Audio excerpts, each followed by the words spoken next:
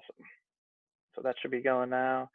So we'll just kind of get started here. I was listening to the podcast you were on, the Crack podcast with Bees Yeah. and Gooch just recently. How it's always been a pipe dream of yours, to be an owner and own a team and everything like that. So just talk about what that experience has been like for you with Memphis and just how exciting that is for you. Well, yeah, it was. Like I said, I think that as I started discussing what that looked like, I'm saying I want to be an owner. Like I don't even know how do I get into ownership, right? So some of it kind of popped up on my plate very organically and by happenstance, because as I was talking about it, it was really just, hey, I'd like to be an owner. How do I get to? I don't know yet, but that's just kind of like what's on the vision board type thing. And then our great ownership group came into Memphis, bought a team, and it was like, oh, this could be real, and it's in my own backyard. And so, making some relationships with our ownership group early on, and figuring out how that looked and what it felt like and what I could bring to the table, right? Like you can't just say to someone, hey, I want to be an owner, and then like you're cool enough to be an owner. That's not how it works. Like you have to bring something to the table that is worthy of that ownership. And I'm thankful that they thought enough of who I was and my expertise and my vision for the club that they brought me into the fold. So you're saying I just can't be an owner? You might. I don't believe that. You might. I don't know. I think you got a lot more to offer in terms of the soccer landscape than I do. Maybe a little bit. Not yeah, much. Just a little bit. What about it with the USL in particular? Like Ryan was saying, I talked to Landon earlier and Bees. And what about USL compared to MLS, where you obviously spent so much time abroad, maybe doing something over in England? Sure. Why the USL? Is it being able to wear these different hats in the different roles you have? Is it building the culture? Like, why specifically this league, this level? Yeah, I mean, look, you nailed it with all that, because it's so all-encompassing. I think the USL, as established as it is, it's still growing, and it's still so much excitement, And again, this is not me tooting my own horn, but I think you look at the names, right? Like Landon and Landon Donovan and DaMarcus Beasley and Didier Drogba and David Villa. It's like, whoa, holy cow! That, like, those are like big names. Those aren't like kind of small, like big names. Those are big names. And and then the league also with other ownership groups that are just passionate and willing to put the money in and are committed to this thing. Like they're committed to these projects. Like that's a huge part of it for me. And just the potential for growth that the league had. Again, it was still a very established league, but it was exciting in terms of like where this thing is going, what these new stadiums are looking like and new clubs. And I also do think there were, particularly as I just come out of playing, there was an enticement that you can wear a lot of hats here, right? Like you go to a certain club, you don't ever leave the boardroom. You don't ever get out of your suit. Like that's what you do. And that's okay. And that's good at a time. But being so young at this, when I came in, I wanted to be able to have my finger on the pulse of different parts of the club, right? Learn as well. Like I don't know it all, but like learn the business side of what running a football club is like. Learn how to deal with agents and learn how to build rosters and all things you kind of know, but like until you put it into execution, until you put it into practice, you don't know that. And so this being in the USL allows you to do that and to do it at a successful level. Mm-hmm. Well, what's been that biggest learning curve for you from the transition from playing to now, more of these executive roles? I think that, I say it a lot of times tongue in cheek, but it's very true. I think when I was a player of my stature, and you see this a lot in locker rooms, and it was kind of like what I say goes. Like I'm a big player. I have a big voice. I say it's time to get on a bus. We get on a bus. Damn everybody else. And that's what leadership is sometimes, rightly or wrongly. And I learned very quickly here that it's the sum of all the parts. Like I can't make a decision based on how I feel after a game, right? I get out of the shower and I'm ready to go and let's go. That's not how it works. You have to look at the smallest player to the biggest player, the lowest paid player to the highest paid player. You've got to take everybody's thoughts and ideas and emotions into consideration and ponder those so that they're the best for the team.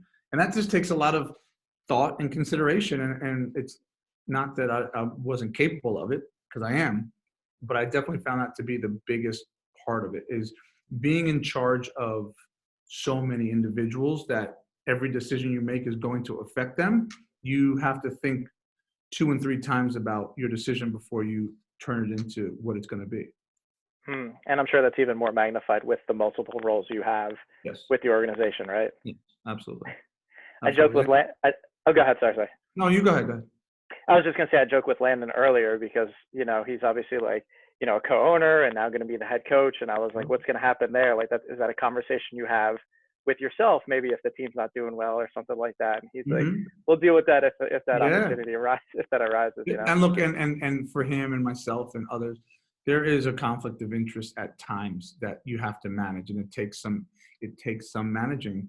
It takes, you know, the human element, and it brings it right to the forefront. Like how you know, I'm doing certain contracts and we're talking about certain things for players, and then I'm also in the dressing room with them and asking them to, you know, we're fighting and talking like brothers, and so there is some managing that has to go on, and it's not you know, terribly difficult, but it's not terribly easy either. Yeah, I was just going to say, I'm sure that's a fine line, because again, if you're sitting there managing someone's contract or something like that, and then you're getting dressed next to them, that, you know, it's almost like teacher and student, but now the teacher's also the student. So it's kind of, I'm sure that's an interesting dynamic. Yeah, I was definitely aware of that, and something that I'm aware of every day. And I'm always trying to cultivate that into those relationships. And, you know, knowing that there just will be problems at times, and you'll have to deal with those and manage them. Yeah. You mentioned, you know, some of the other guys who are getting involved, especially in the USL level. Just how important is that for the growth of soccer as a whole, that people can say, you're associated with this team, Landon with this team, Didier with this team, and just having those names, instead of a lot of times it's just some random guy who has a lot of money who people don't really know the owners of these teams. So how important is that for developing fan bases and expanding soccer as a whole, that people can put your face and, you know, your playing career to this team? Yeah, look, name credibility is huge. I think that, you know, when you look at how exciting these clubs are in new markets, and then the brands are, right? Like I came into a new market, Landon came into a new market, B's going to a market, David's going to a new market. You know, when people get excited about their team, they're also going to get excited about the fact that someone like ourselves is leading the charge, or that you hope they get excited about that. And so, you know, from my standpoint, even though I'm in this thing as an owner, I still get excited for Bees and for Queensboro and for San Diego. I think it's so cool to watch these guys flourish and you know, overcome challenges and become successful. Like it's so good for this league to have that name recognition. And I think for soccer in America as a whole, there can't be enough good teams, enough well-run organizations. There can't be. It doesn't matter the league, right? Every kid in Memphis wants an opportunity to play. He wants an opportunity to play in Memphis. He wants an opportunity to play in Seattle. He wants an opportunity to play. And if we can present more American kids with opportunities to fulfill their dreams on a high level and be successful, that can't be anything but a great thing. Yeah, with the ultimate goal of us winning a World Cup. Absolutely. Right. Absolutely. No question about it. What sort of conversations have you had with Bees and Landon, just with you all going through this, you know, experience, certainly at different levels? I know Bees said that you were very instrumental in helping facilitate, you know, him getting on board there in Fort Wayne. Yeah. Well, I think that, you know, we are a bunch of guys who have been in the trenches together.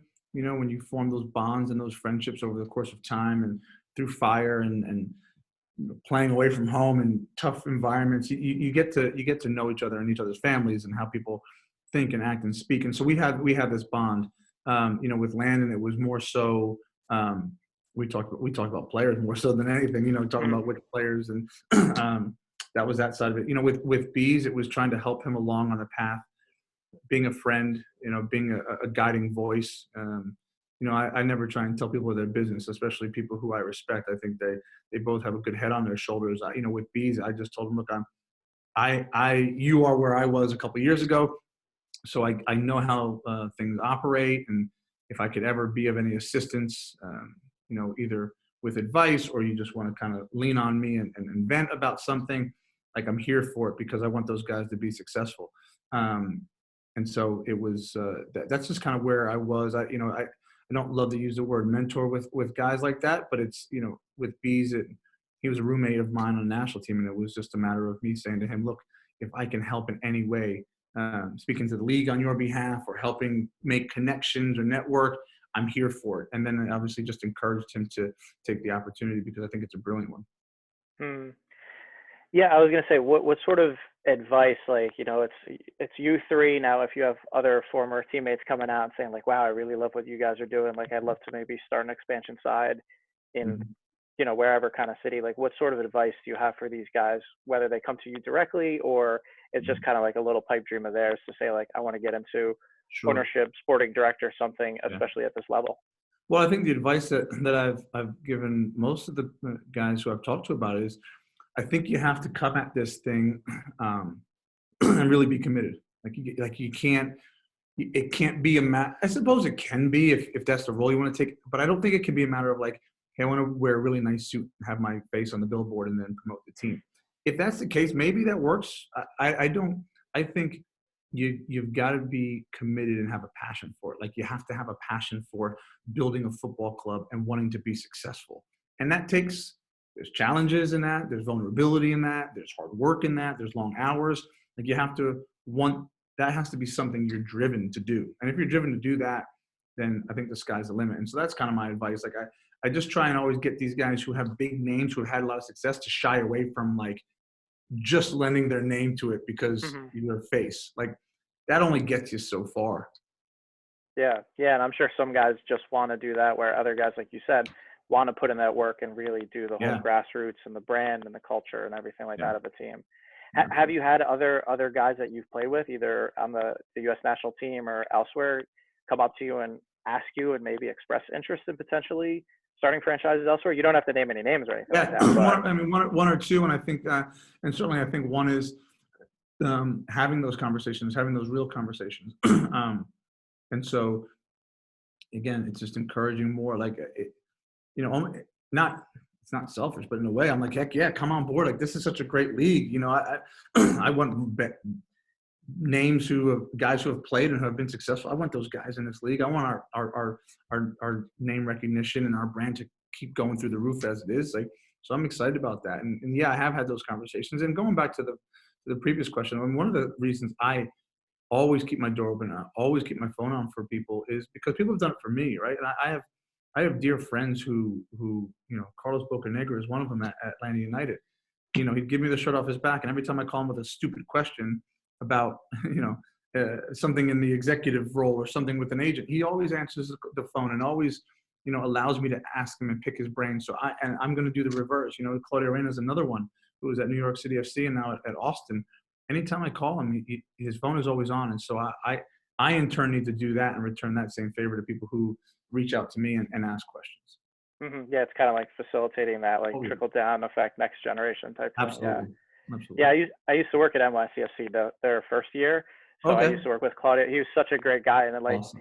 to me again, like I just couldn't believe that I was working with Mhm. Mr. America, like, and And it was very it was humble, pretty exciting. which is Yeah, great. so humble, so humble. Yeah, I'd always like ask him stuff, and he would just be like you just said, like so humble, and I'm just like, you're Claudio Reyna, and you're the sporting Yeah, director of this right, team, right, like, right. come on. It's true. So it was good, but yeah, going back to the growth of soccer as a whole, Mhm. now with the 2026 World Cup, on the horizon here in North America, just again, going back to that, how important is it to have the USL and just expanding, and like you said, with the name recognition of you and some of these other guys, knowing that, hey, we're going to have, one of the biggest event in this sport coming to our own backyard in a couple of years. Mhm. Sorry, what part of that? I just want to get the What part of answer. that was the question? No, No, it's just okay. just again, like how important is it for you guys to kind of be leading this charge in terms of the growth of the sport, leading up to the potential like culmination, if you will, of it being here in our own backyard? Yeah, look, we want to be a major player on the soccer landscape in America. There's no question about that, right? And we're doing that with not only the name recognition in the boardroom, but with the players on the field, the product we'll put on the field. The ability for us to sign players who have a choice to go somewhere else, right? They're choosing us. They're choosing the USL in our league. And so we want to be a major player in that. And look, the world is going to be watching. The world is always watching America, and certainly soccer. We're starting to push that envelope. And when the World Cup is here, there's just going to be more lights, and it's going to be more magnified. And that's when you hope that you're at your height in every sense. And so USL is no different. Awesome. Cool. All right. That's all I had in terms of questions and that kind of stuff. I'd love to just keep talking about everything else, but I'm sure you're a busy man, got a meeting in probably 5 more minutes from this. I appreciate you, man. I do. I appreciate your time. I look forward to seeing the article. Yeah, no, of course. Thank you for taking the time. Absolutely. Thanks, Dan. Appreciate you. I appreciate you guys. Be well. Talk to you later. Thanks a lot, Tim.